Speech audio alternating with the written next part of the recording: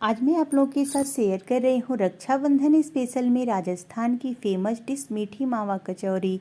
देखने में जितनी डिलीशियस, खाने में कहीं ज़्यादा स्वादिष्ट है। बनाना बिल्कुल आसान है और इसकी खासियत ये है कि आप त्यौहार से पहले इसे बना सकते हैं और 15 दिनों तक इसे स्टोर करके रख सकते हैं। ये बिल्कुल ख़राब नहीं होती है।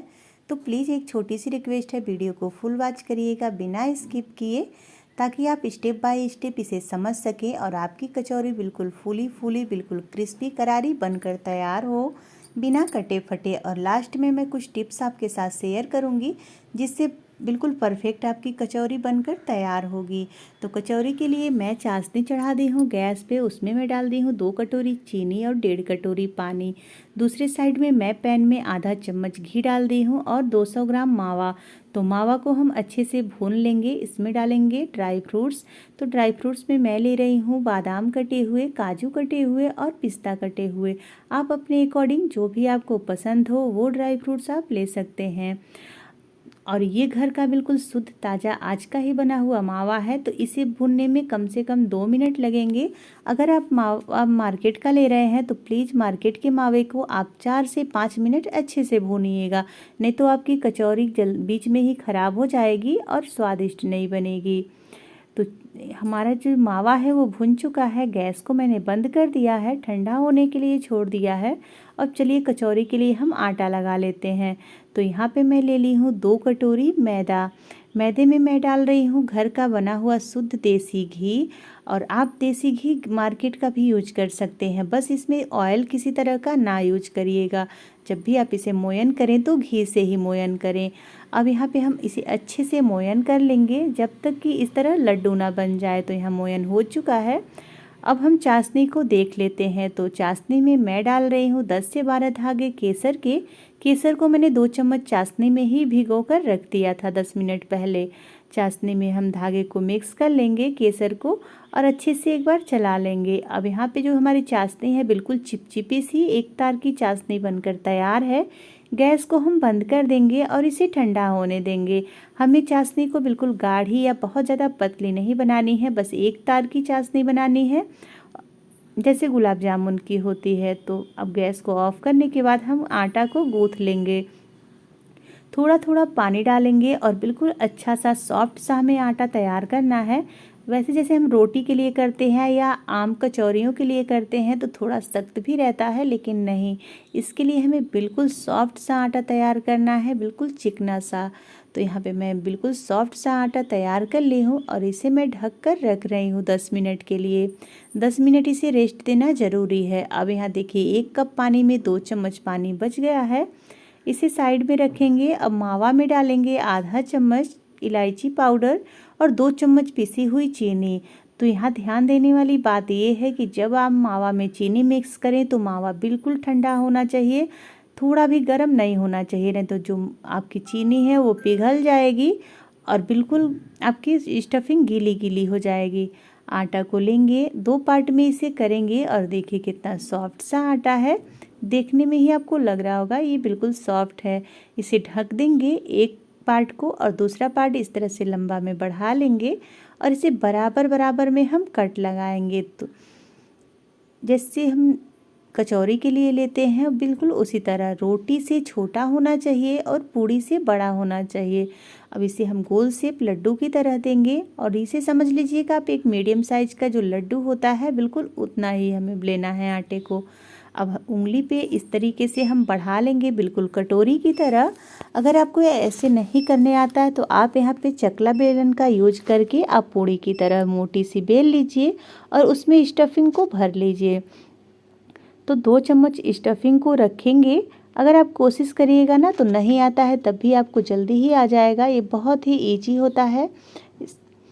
तो इस तरीके से उंगली से दबा देंगे, जो स्टफिंग ऊपर आएगी, और इस तरीके से ऊपर की तरफ हम आटे को बढ़ाते हुए अच्छे से यहाँ पे इसे लॉक करेंगे। इतना अच्छे से हमें लॉक करना है ना कि कितना भी ये फूले, ये फटना नहीं चाहिए। अगर आप यहाँ हल्के से लॉक करेंगे तो ये आपको फ्राई करते समय फट जाएंगे और सारे ऑयल ख़राब हो जाएंगे और जो कचौरी रहेगी उस पर सारे पे आपको दाग धब्बे दिखाई देंगे। तो जो एक्स्ट्रा आटा था उसे मैंने निकाल दिया है और ध्यान रखना है कि इसे चौका बेलन से हमें बिल्कुल नहीं बेलना है, नहीं तो हमारी कचौरियाँ फट जाएंगी। तो यहाँ पे 4 कचौरी को मैंने पैक कर लिया है, भर लिया है अच्छे से बिना कटे फटे। अब छोटी सी एक कचौरी मैंने बनाई है और इसे हम फ्राई करेंगे। ऑयल हल्का गर्म है और आप देख सकते हैं बबल कैसे आ रहे हैं, बिल्कुल इतना ही ऑयल हमारा गर्म होना चाहिए। आप चाहें तो यहाँ पे घी में भी फ्राई कर सकते हैं या किसी भी फॉर्चून ऑयल में फ्राई कर सकते हैं। अब इसे हम निकाल लेंगे और आप देखिए कितने अच्छे से डिब्बे की तरह ये फूल गए हैं।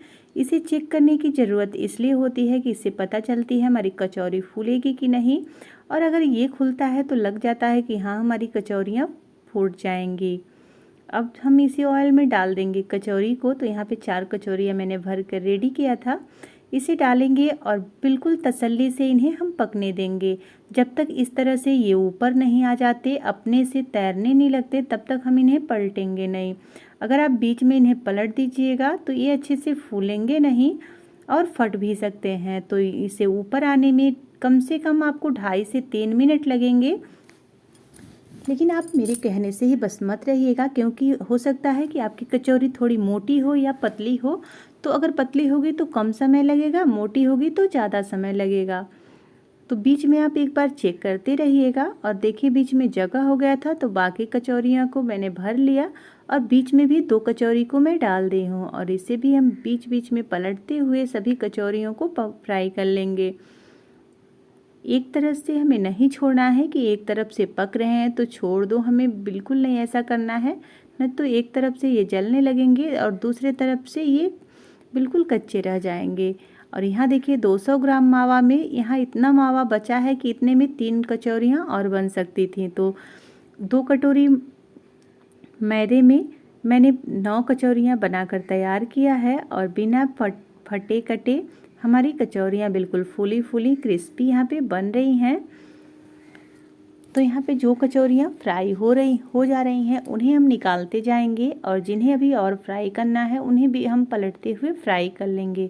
इसी तरीके से सारी कचौरियों को हमें फ्राई कर लेना है और बिल्कुल तसल्ली से फ्राई करना है। फ्राई करने में एक बैच को कम से कम 8 से 9 मिनट लगेंगे। तो पूरी तसल्ली से आप फ्राई करिएगा, बिल्कुल जल्दीबाजी ना करें। तो यहाँ पे देखिए चाशनी को मैंने एक अलग बर्तन में ले लिया है और मैं 2 तरीका आपको बता रही हूँ। अगर आपको बहुत ज़्यादा मीठा खाना पसंद है तो आप इस तरह 2 मिनट के लिए सारे कचौरी को इसमें डुबा के चाशनी में रख दीजिए। 2 मिनट पलट कर पहले डालिए, फिर 1 मिनट के बाद उसे पलट दीजिए, दोनों तरफ से उसे 2 मिनट रख लीजिए। और कम मीठा पसंद है तो इस तरह से ड्राई ही कचौरी को एक प्लेट में रखिए, उसमें बीच में होल बनाइए, ऊपर से 2 से 3 चम्मच चाशनी को डालिए, अपने मनपसंद ड्राई फ्रूट से सजाइए और थोड़े से सिल्वर वर्क से सजा लीजिए। तो लीजिए हमारी बहुत ही डिलीशियस कम मीठे वाली कचौरी बनकर तैयार है। कैसी लगी प्लीज़ कमेंट में ज़रूर बताइएगा। और अगर आपको ज़्यादा मीठी पसंद है तो इस तरह से चाशनी से निकालिए, अपने मनपसंद ड्राई फ्रूट्स से और सिल्वर वर्क से सजाइए और सर्व करिए और त्यौहार को एंजॉय करिए। तो आप भी त्यौहार से पहले इसे बना लीजिए और 15 दिनों तक स्टोर करके रख लीजिए, ये बिल्कुल ख़राब नहीं होंगे। और जो भी आपको ये रेसिपी बनाकर खिलाए या जिसे पसंद आए आप उसके साथ शेयर ज़रूर करिएगा। प्लीज़ ज़्यादा से ज़्यादा लोगों के साथ शेयर करिएगा ताकि घर बैठे सभी लोग राजस्थान की ये फेमस मावा मीठी कचौरी की रेसिपी ट्राई कर सके। तो देखिए हमारी जो मावा कचौरी है वो बनकर रेडी है। अब यहाँ पे आप देख सकते हैं 9 पीस बना है, तो मैंने कुछ को ड्राई ही रखा है। तो इस तरह एयर टाइट एक डिब्बा लेंगे और इसमें हम ड्राई कचौरी को ही पैक कर लेंगे। ध्यान रखना है ऐसे डिब्बे में हमें पैक करना है कि इसमें हवा बिल्कुल नहीं लगनी चाहिए, नहीं तो ये ख़राब हो जाएंगी। जब भी आपको इसे सर्व करना हो तो निकालिए और सजाइए और सर्व कर दीजिए।